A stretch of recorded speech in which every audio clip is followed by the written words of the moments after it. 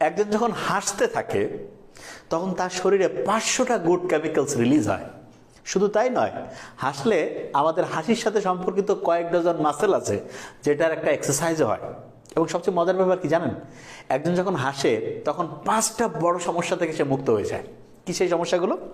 এগুলো মনে রাখার একটা সহজ টেকনিক আমরা অ্যাপ্লাই করতে পারি। যেমন প্রথম যে অ্যালফাবেট এ, এই অ্যাঙ্গার হাসলে পরে দূর হয়ে যায়।